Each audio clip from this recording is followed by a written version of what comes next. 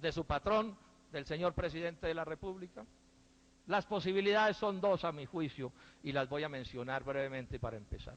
Una posibilidad es que supieran que esos lotes efectivamente eran de los rotoños del doctor Uribe y de acuerdo con la Constitución y la ley han debido declararse impedidos, como se han impedido en otros negocios funcionarios del Comité Intersectorial de Zonas Francas, y decir, no podemos atender el caso porque tenemos el impedimento de ser nosotros subalternos del presidente de la República, el padre de los Uribe Moreno. Esa es una opción.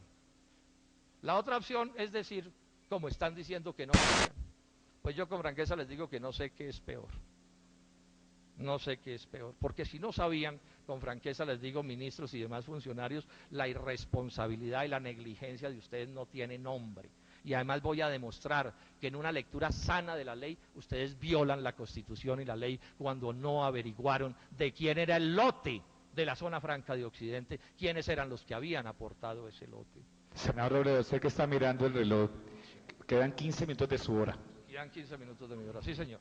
Creo que le voy a dejar unos minutos de sobra. El caso de si la DIAN tenía que saber o no, carece de toda discusión, sería el colmo de la falta de seriedad que ustedes intentaran aducir que la DIAN no tenía que saber. Miren lo que dicen las normas de la República al respecto. Dicen que los usuarios operadores de zonas francas, o sea, de los que estamos hablando, deberán acreditar ante la DIAN, entre otros, los siguientes requisitos. 6. Allegar estudio de títulos de propiedad de los terrenos sobre los que se desarrollará físicamente el proyecto de la zona franca permanente. 9. Adjuntar certificados de tradición y libertad de los terrenos que formen parte del área que se solicita declarar como zona franca permanente. O sea, más claro no canta un gallo. Tenían que mirarlos, la DIAN no hay la menor duda de que tenía que establecer de quién eran los terrenos. Y si hay la menor coordinación en este gobierno, el director de la DIAN ha debido declararse sorprendido, por lo menos si es que lo ignoraba, y haber llamado a su jefe, el doctor Oscar Iván Zuluaga, y a los demás miembros y decirles, miren lo que acabo de encontrar aquí, los hijos del presidente de la República son los dueños del terreno de la zona franca. Ellos dicen que no lo hicieron y que entonces ignoran realmente lo que pasó. Pero miren ustedes lo que dicen otros artículos de las normas que han debido cumplir. Primero, la Constitución en su artículo 209 dice que es obligación de la función administrativa desarrollarse con fundamento en los principios de moralidad administrativa, entre otros, moralidad administrativa. Y la moralidad administrativa, y más en un país como Colombia, por supuesto tiene que preguntarse de quién son los propietarios, de quién son los terrenos que se van a beneficiar. Yo en esto estoy repitiendo algo dicho por la periodista María Isabel Rueda sobre este aspecto, que es una pregunta que aquí le dirijo a los ministros que tendrán que responder más tarde, si ese lote o si esos lotes hubieran sido de don Mario y de Chupeta, también les hubieran dado la zona franca. Si esos lotes, repito, hubieran sido de don Mario y de Chupeta, también les habían dado la zona franca.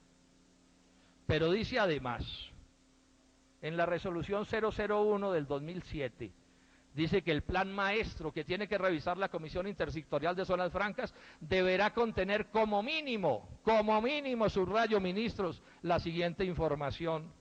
Y entre la información que como mínimo tiene que estar, están, comillas, las características del terreno. Y yo pregunto, ¿entre las características del terreno no está el propietario del lote? ¿Les parece a ustedes que no es de las características del terreno la propiedad de un predio? ¿Les parece que las características del terreno se limitan a decir si es pantanoso, si hay un arbolito, cuántas vacas hay estacionadas en él? Curiosa manera de atender, señores ministros, con la moralidad administrativa que les ordena la Constitución Nacional. Pero además, y ojo, senadores y colombianos, cuando yo miro decisiones del Comité Intersectorial, encuentro que sí hay movimientos, por lo menos pareciera ser que en otros casos apuntan a establecer quiénes son los beneficiarios de los proyectos. En junio 20 del 2008, en la sesión número 08, señalan así, que la Secretaría Técnica realice un ejercicio conjunto con la DIAN para hacer una verificación previa de los antecedentes de los socios de cada proyecto que presente a su consideración desde el punto de vista fiscal, aduanero y de lavado de activos. Y yo me pregunto, quienes aportan en este negocio la parte principal, que son los terrenos de los que estamos hablando, no pueden considerarse o no deben mejor considerarse socios del proyecto, socios del negocio, o se limitan ustedes como el avestruz a considerar socios del negocio únicamente a quienes sean socios de esa figura que crearon la Zona Franca de Occidente, que entre otras cosas tiene como propósito ocultar el nombre de los propietarios del terreno donde se desarrollaba la Zona Franca, y van más allá. En la sesión número 9, en el acta 7, dicen ustedes, para efectos de verificar si el inversionista y sus representantes legales, socios o miembros de las juntas directivas se encuentran reportados en la lista Clinton, se instruyó a la Secretaría Técnica. Le dicen ustedes a la Secretaría Técnica que eche ojo para ver si los representantes legales de la Zona Franca de Occidente, los socios o miembros de juntas directivas, están en la lista Clinton. No me van ustedes a decir aquí que las revisiones que ustedes hacen sobre la lista Clinton, que es una lista que tiene establecida el gobierno norteamericano para señalar y perseguir narcotraficantes, cuando ustedes revisan un proyecto de Zona Franca en la lista Clinton o una compañía fiduciaria en la lista Clinton, no se les ocurre pasar por la lista Clinton el nombre de los propietarios de los lotes. Bonita manera de burlarse de esa revisión, porque es obvio que si se pasan los nombres de la última compañía que aparece, pues no aparecen los nombres de las compañías que hay detrás. Negligencia extremadamente grave. Y de paso hago una pregunta: se están convirtiendo los negocios fiduciarios en Colombia y los negocios de patrimonios autónomos, señor ministro de Hacienda, una manera de ocultar dolosamente a los propietarios de esos negocios de forma tal que no se les puedan revisar el origen de sus fortunas? ¿Este caso es un caso excepcional o aquí lo que predomina es la norma? Repito la pregunta. Lo que predomina es la norma de que las fiduciarias, los encargos fiduciarios y los patrimonios autónomos son formas para evadir a los propietarios de los negocios de forma tal que por lo menos puedan eludir los impuestos que deben pagarle al Estado colombiano. No les puedo aceptar a ustedes las explicaciones que están otorgando, señores ministros. Ustedes aquí violan la ley o por acción o por omisión. La violan porque no se tomaron el trabajo de averiguar a quién favorecían con su decisión, es decir, a los jefes de su patrón, a los hijos, perdón, de su patrón, o la violan porque sabiendo que los jóvenes estaban en el negocio, se hicieron los locos, porque entre otras cosas, si se declaran impedidos, aquí aparecería un enredo de palabras mayúsculas, y es que el presidente de la República no podría nombrar con quién reemplazarlos a ustedes en esos cargos, porque por supuesto él era también parte en el negocio y estaba en dificultades para hacerlo.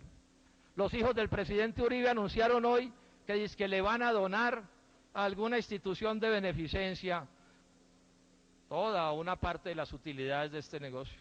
Yo aquí me uno a la voz clásica de la Iglesia Católica que dice que estos hechos como esos se llaman confesión de boca. Si aquí no hay nada inmoral ni antiético, si aquí no hay nada ilegal, ¿por qué andan regalando lo que ellos llaman el fruto de sus esfuerzos como empresarios, que en este caso son esfuerzos como especuladores? Pero además pregunto otro asunto: ¿cuánta rebaja en impuestos les otorgará que hagan algún tipo de donación? Y agrego otra pregunta: ¿sí será verdad la oferta o será igual a la que nos hizo el presidente Uribe a los colombianos hace unos meses, a la senadora Cecilia López especialmente, que nos amenazó con entregarnos las declaraciones de renta de los jóvenes Uribe Moreno, y esta es la hora en que el país sigue sin conocer esas declaraciones de renta, declaraciones que yo le exijo, señor presidente de la República y jóvenes Uribe Moreno, muéstrenle a los colombianos a ver si son capaces de explicarnos por qué jóvenes al borde de los 25 años, en el brevísimo lapso de